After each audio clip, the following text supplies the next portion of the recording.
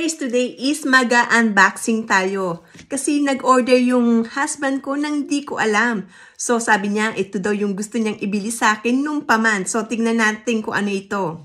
So ito siya guys. So buksan na natin. Ayan. Ayan guys, bukitin na natin.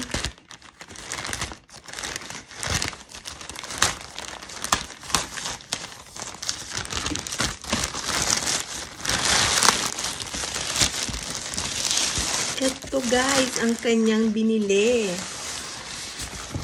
Ayan.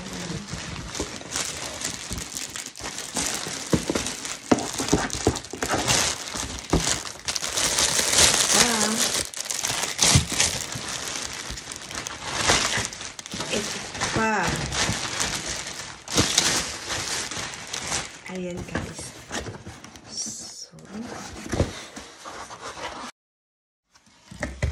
Ayan, ito pala yung gusto niyang ibili sa akin, guys. Matagal niya na sinabi sa akin na gusto niya talaga sa akin. Pero sabi ko, ayoko dahil nga yung ako is medyo dahil malamig daw ngayon, is mas maganda daw magsuot ng ganito. So, ayan, dalawang klase. Ito. Wow, tig-isa pala kami. Ayan, pareho pala kami.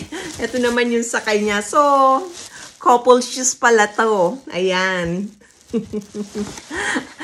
Ayan. So, ayan ang mga binili sa akin. At ito pa guys, yung ating ayan.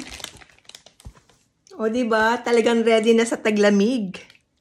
Ayan guys, yung ating mga sapaton. Ayan o, ang ating slippers. And then, ang sapatos, yan, tig-isa kami ng aking husband. So, ready na talaga kami sa taglamig. At ito ay talagang mainit at magaang. Ayan. So, ang ganda niya. And talagang, ayan, makikita nyo. At leather. Ayan ang ating bagong shoes. Ayan guys, akin nang isusukat itong aking bagong sapatos. Na regalo ng aking husband. Okay. Let's go. Try na natin.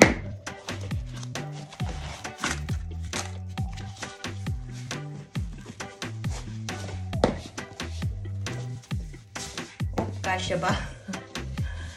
Ayan. Ayan guys. Sa totoo lang, nahirapan akong isuot siya. Pero maganda siya at komportable at napakagaang. Ayan. Suot naman natin itong isa.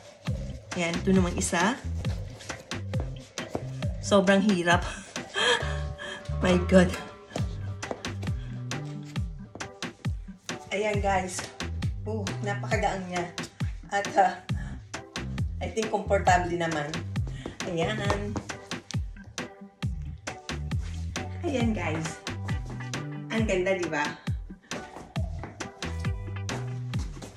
Voila! Ang ating bagong boots. Ayan guys. O, di ba? Ready na sa taglamig.